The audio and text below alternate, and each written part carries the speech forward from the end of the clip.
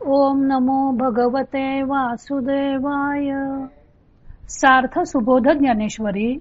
लेखन आणि वाचन सौ मनीषा भास्कर अभ्यंकर, महाराष्ट्र, मिरज 416410. अध्याय 5. कर्मसन्यास योग. 30वा भाग. जीवन मुक्ताधिकरण भाग 7. ओवी आहे 144 ते 150 आणि गीतेचा श्लोक आहे 25वा. ज्ञानदेवांना निवृत्तीनाथांनी आपला कल्पना विस्तार आवर्ता घेण्यास सांगून मूळ ग्रंथातील अर्थ स्पष्ट करून सांगण्यास सांगितलं. म्हणून ज्ञानदेव पुन्हा मूळ ग्रंथाकडे वळलेले आहेत. श्रीकृष्ण ज्ञानी मनुष्याची आणखी काही लक्षणे सांगत आहेत. श्लोक 25. लभन्ते ब्रह्मनिर्वाणं ऋषयः क्षीण कल्मषाः छिन्नद्वैधायतात्मान सर्वभूतहिते रताः. ज्यांचे पापादी दोष नष्ट झाले आहेत, ज्यांच्या संशयाचा छेद झाला आहे, ज्यांनी मन ताब्यात ठेवले आहे आणि प्राणीमात्रांच्या हिताविषयी जे रत आहेत, असे ऋषी मोक्ष मिळवतात. श्लोक 26. कामक्रोध वियुक्तानां यतीनां यतचेतसां अभितो ब्रह्मनिर्वाणं वर्तते विदितात्मनां. काम व क्रोध यांनी विरहित असलेले, मन ताब्यात ठेवणारे व आत्मतत्व जाणणारे यती येथेच म्हणजे या देहातच ब्रह्म बनतात. अर्जुना अनंत सुखाच्या डोही एकसरा तळूची घेतला जिही मग स्थिरवुनी तेही तेची जाहली. अर्जुना, अमर्याद सुखाच्या डोहात जे एकदम तळाशी जाऊन पोचले आहेत, ते मग त्याच ठिकाणी स्थिर होऊन तद्रुपतेला प्राप्त झाले. अथवा आत्मप्रकाशे चोखे जो आपण पेची विश्व देखे, तो देहेची परब्रह्म सुखे मानू येईल. अथवा शुद्ध आत्मज्ञानाने जो आपणच आहोत असे जाणतो, तो देहामध्येच परब्रह्म आहे असे खुशाल म्हणता येईल. जै साचो कारे परम नाते अक्षर निसीम जिये गावीचे निष्काम अधिकारी. जे खरोखर अतिशय श्रेष्ठ आहे अथवा जे क्षयरहित व अमर्याद आहे व कामनाशून्य लोक ज्या ठिकाणची प्राप्ती करून घेण्यास अधिकारी आहेत. जे महर्षी वाटले विरक्ता भागा फिटले जे निसंशया पिकले निरंतर. ते थोर ऋषी करताच काढून ठेवले आहे किंवा वैराग्यवानांच्या वाट्याला आलेले आहे व जे नेहमी संशयरहिताच फलद्रूप होते. जिही विषया पासोनी हिरतले चित्त आपुले आपण जिंतिले ते निश्चित जेथ सुतले चेतीचीन. ज्यांनी आपण आपले चित्त विषयांपासून हिरावून घेऊन आपले स्वाधीन करून ठेवले आहे, असे पुरुष निश्चयाने ज्या स्वरूपात लीन झाले असता पुन्हा जागे होत नाहीत, म्हणजे वृत्तीवर येत नाहीत. ते परब्रह्म निर्वाण जे आत्मविदांचे कारण तेची ते पुरुष जाण पंडू कुमार. आत्मज्ञानांचे साध्य जे मोक्षरूप ब्रह्म तेच ते पुरुष आहेत असे अर्जुना तू समज. ते ऐसे कैसे जाहले जे देहीची ब्रह्मत्व आले हेही पुससी तरी भले संक्षेपे सांगू.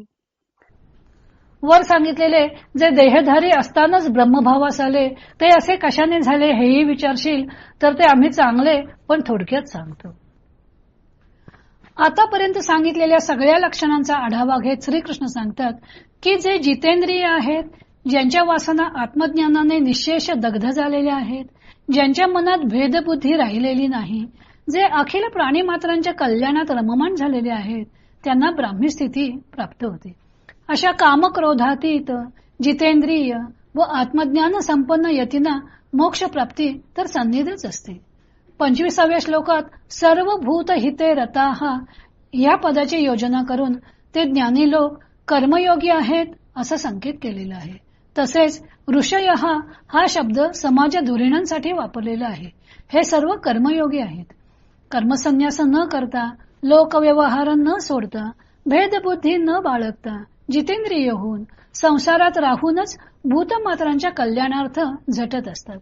त्यांना ब्रह्मनिर्वाण प्राप्त होते व 26व्या श्लोकात सांगितले की कामक्रोध सोडलेल्या जितेंद्रिय व आत्मज्ञान संपन्न यती म्हणजे कर्मसन्यास करणाऱ्यांना मोक्षप्राप्ती केव्हाही सन्निधच असते. अशा प्रकारे या अध्यायाच्या सुरुवातीला श्रीकृष्णांनी जो एकम सांख्यम च योगम च यः पश्यति स पश्यति हा सिद्धांत सांगितला होता, त्याची या दोन्ही मार्गांचा फलरूपाने समन्वय दाखवून परिपूर्ती केली. दुसऱ्या अध्यायात बीजरूपाने कर्मयोग, तिसऱ्या अध्यायात कर्मयोगाचे स्वरूप व व्याप्ती सांगून झाली. त्यात कर्माची व्यक्तिविशिष्टता, सामाजिकता, कर्मबंधातून मुक्तता आणि लोकसंग्रहार्थ कर्म या विषयांचा आढावा घेतला.